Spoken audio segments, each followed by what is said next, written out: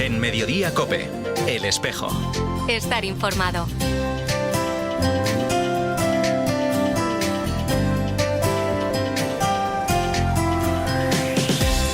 San Lorenzo de Brindis, que celebraremos el martes, decía: unos desean la gloria, otros riquezas. Yo anhelo solo a Dios y solamente en Él pongo la esperanza de mi alma. San Lorenzo de Brindis era un auténtico portento intelectual. Nació en Brindis, cerca de Nápoles, en Italia, en 1559. Dicen que a los 8 años repitió desde el púlpito de la catedral un sermón escuchado a un famoso predicador, asombrando a todos los que lo escuchaban. Hablaba 6 idiomas, hablaba griego, hebreo, latín, francés, alemán e italiano en esa época.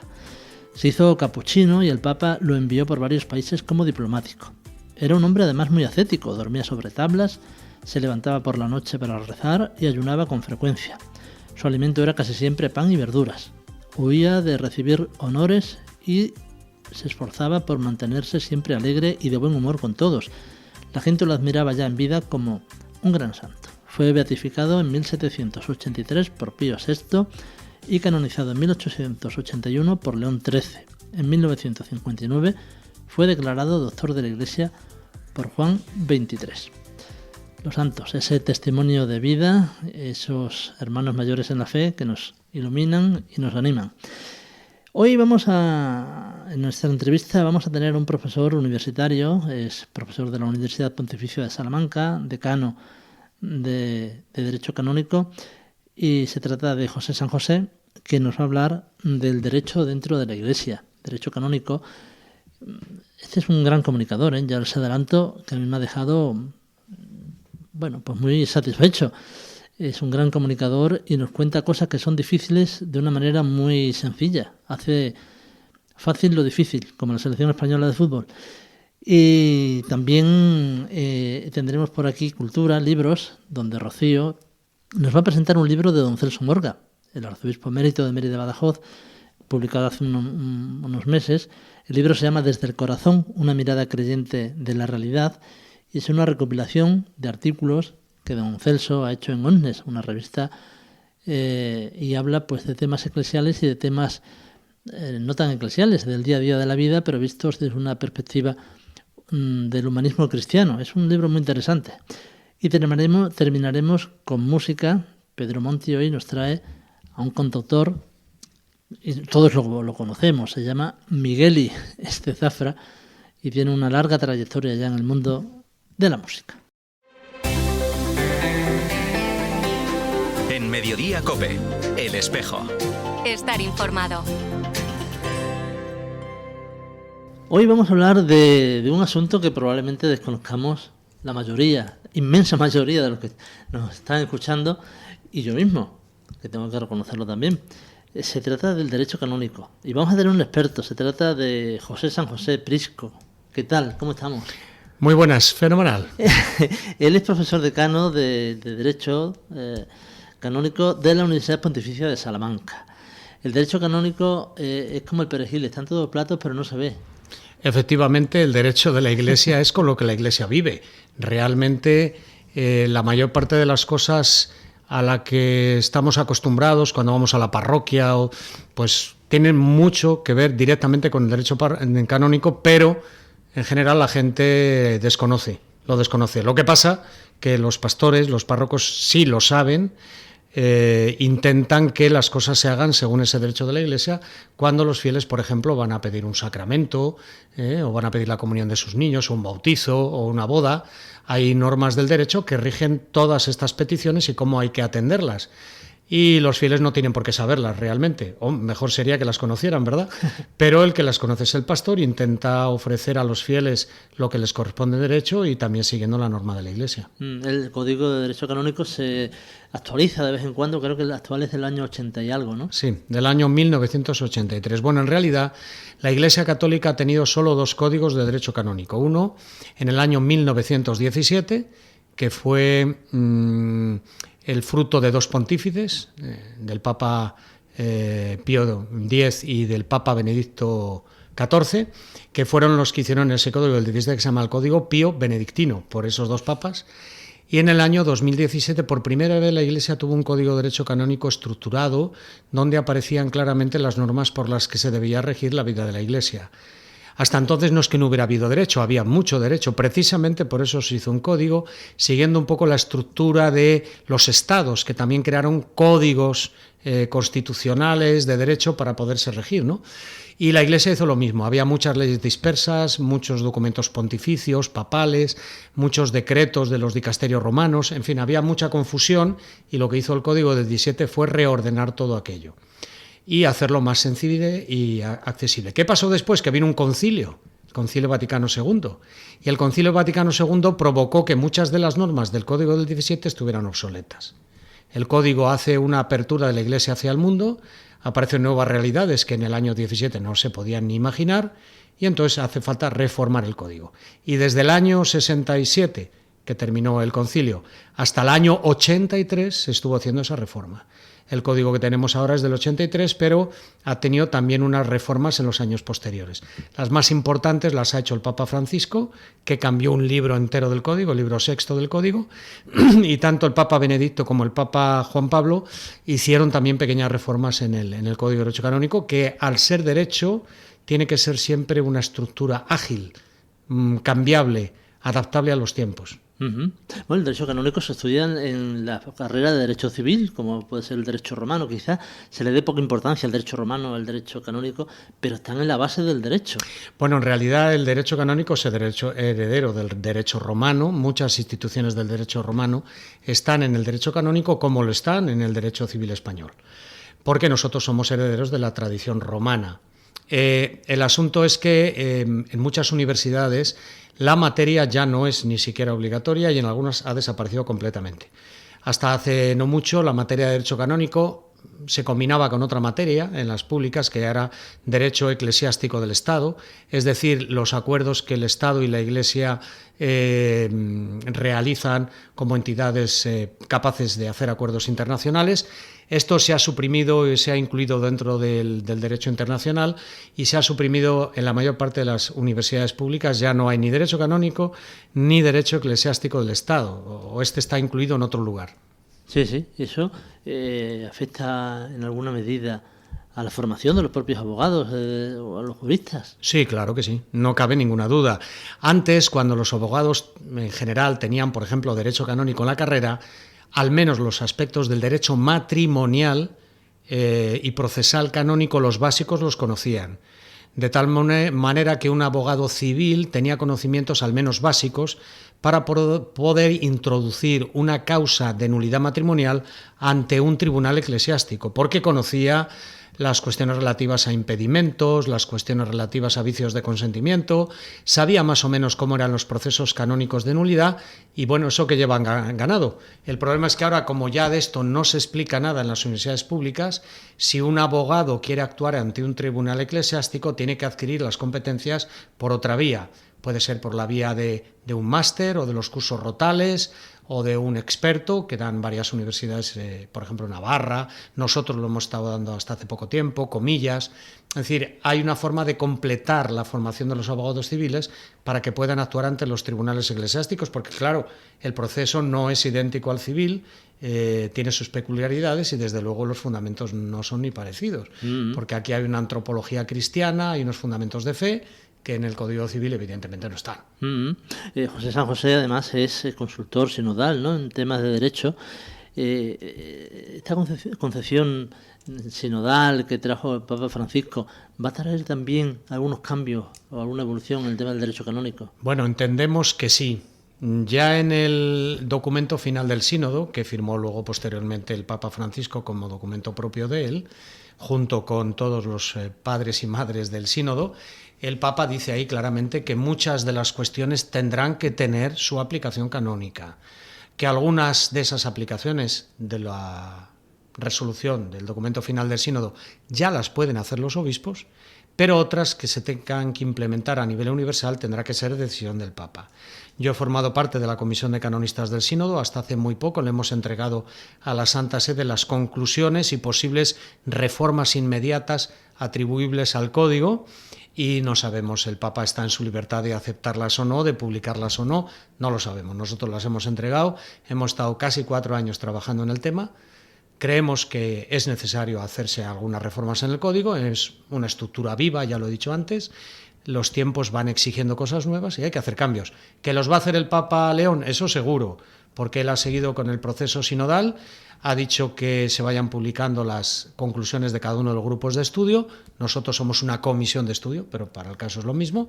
Y en el año 2028 habrá una gran asamblea eclesial mundial en la que entendemos que estos puntos ya quedarán un poquito rematados para, si el Papa quiere, hacer las oportunas reformas legales. Bueno, pues nos hemos puesto un poquito al día, un poquito solamente, unos minutos al día de Derecho Canónico con un grandísimo experto, José San José Prisco, que es decano de Derecho de Derecho Canónico de la Universidad Pontificia de Salamanca, al que agradecemos que haya tenido paciencia con nuestro poco conocimiento de esta materia, que nos has ilustrado mucho. Muchas gracias. Con gusto lo hago y las veces que haga falta. En Mediodía COPE, El Espejo. Estar informado.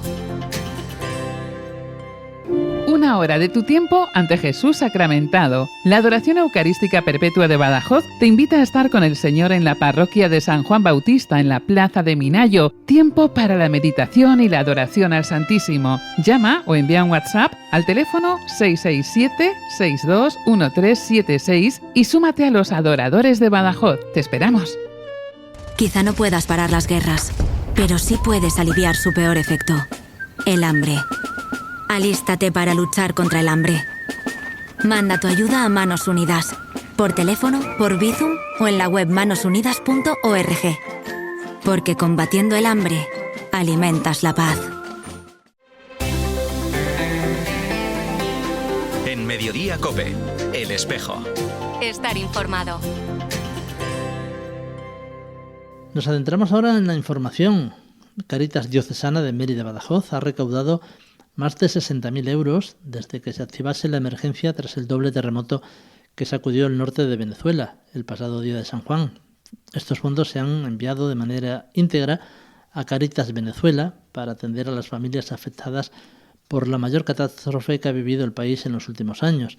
Los fondos recaudados permiten a Cáritas Venezuela actuar sobre el terreno con rapidez y precisión. Concluida la primera fase de actuación, Cáritas Venezuela benefició a casi 5.000 familias a través de la entrega de igual número de kits de seguridad alimentaria, a lo que equivale a unas 72.000 personas atendidas.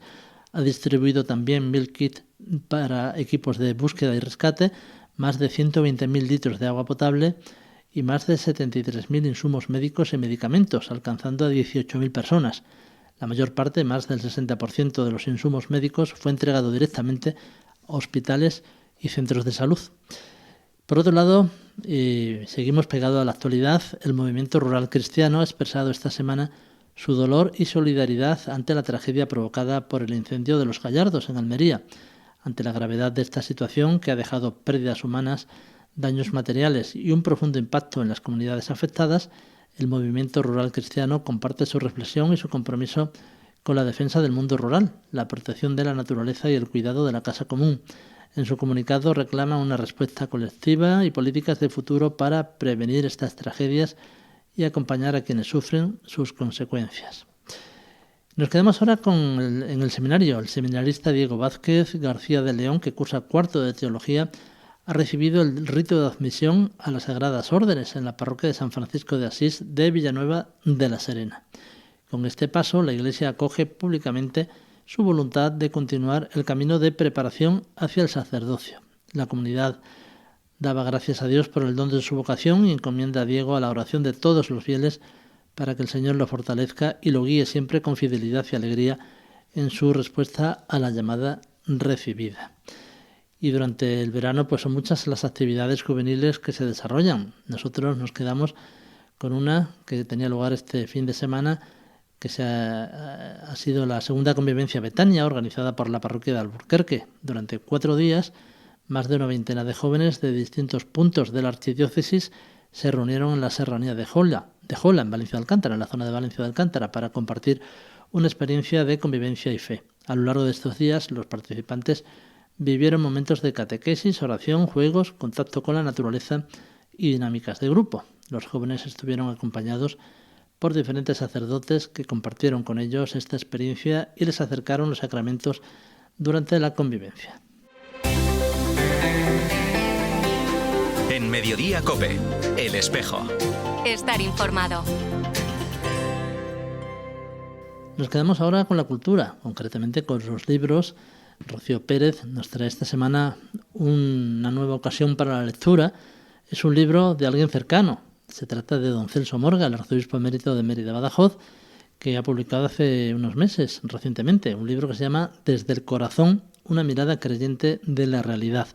Es una recopilación de artículos publicados en la revista Omnes, que es una revista en papel y también digital, y ahí don Celso analizaba mensualmente temas de actualidad eclesial y temas también de actualidad general, pero mirados desde una perspectiva de fe, desde una perspectiva del humanismo cristiano. Adelante, Rocío. Hola, ¿qué tal? Pues sí, esta semana volvemos con un nuevo libro en este caluroso mes de julio. Qué mejor manera que llevar ese sofoco que sentándose a leer tranquilamente y haciendo de esa lectura parte de nosotros y quién sabe si podrá venirnos bien para el futuro. Este libro le tenemos un especial cariño por su autor, con el que hemos compartido parte de nuestras vidas, tanto de nuestro tiempo laboral como de nuestro tiempo personal. Don Celso Morga, arzobispo emérito de Mérida-Badajoz, publicó en este 2026 un interesante libro bajo el título Desde el corazón, una mirada creyente de la realidad. Una reflexión sobre temas de actualidad desde una perspectiva de fe.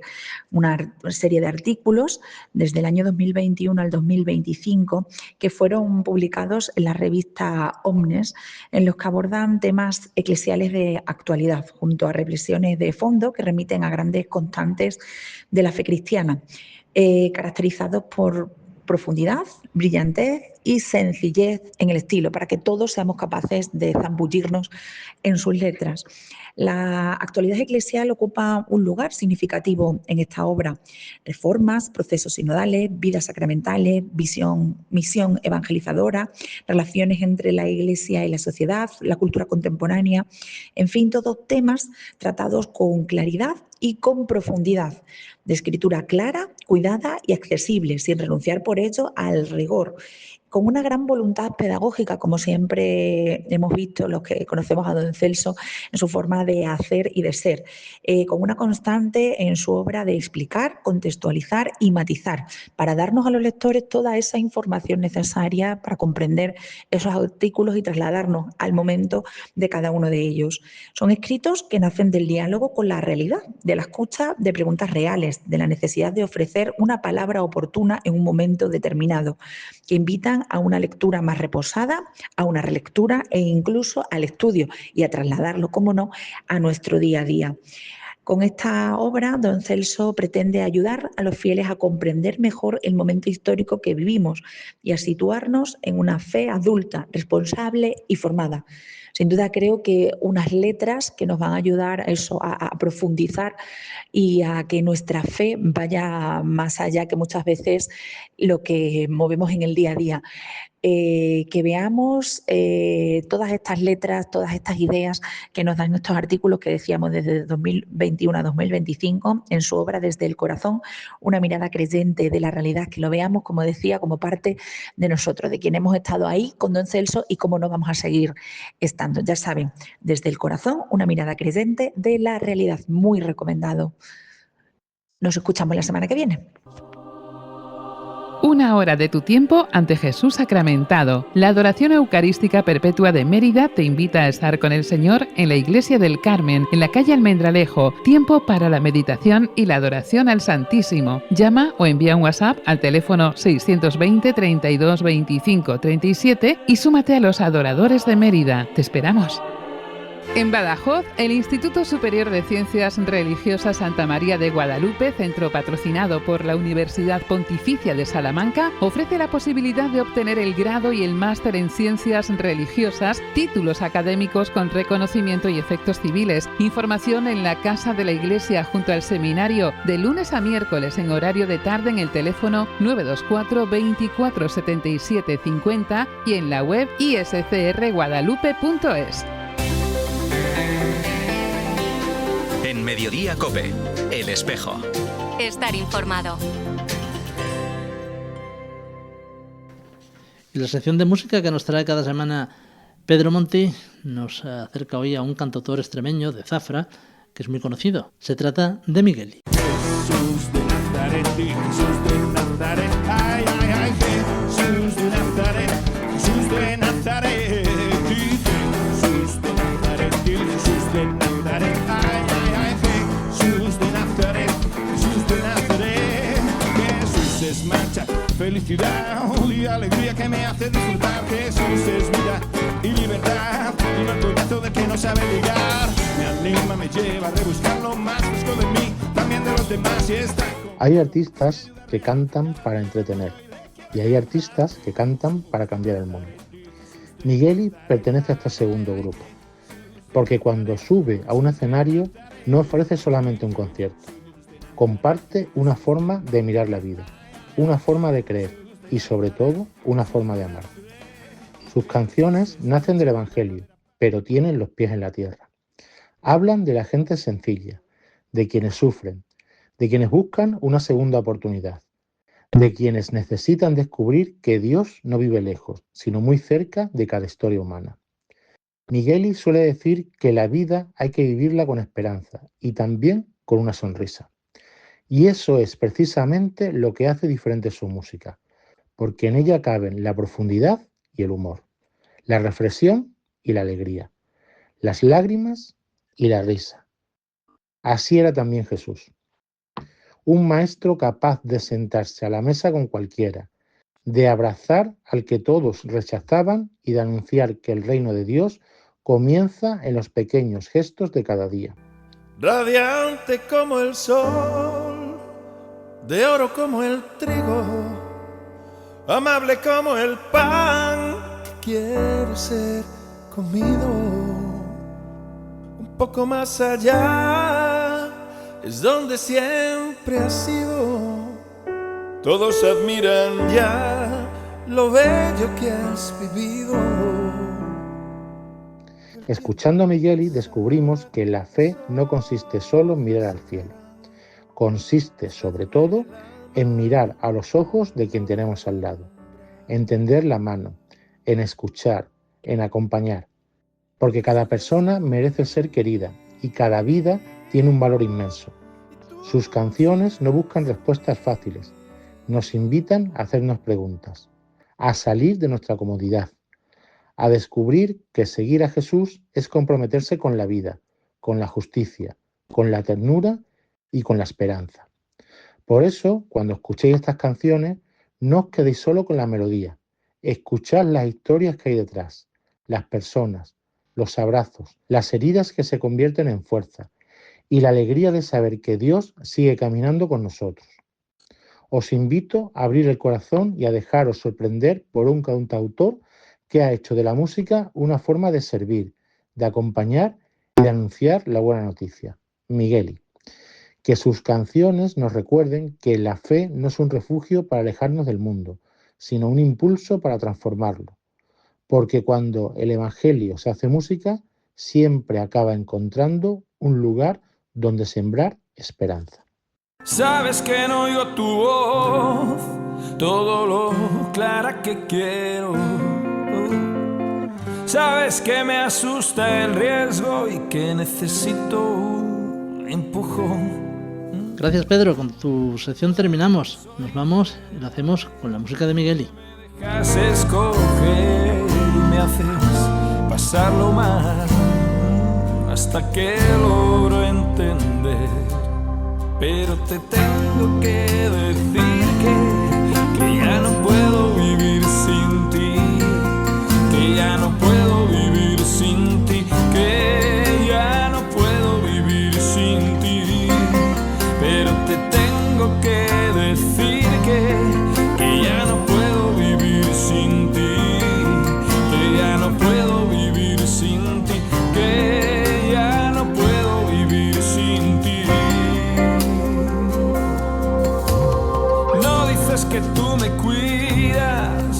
leche, aclárate.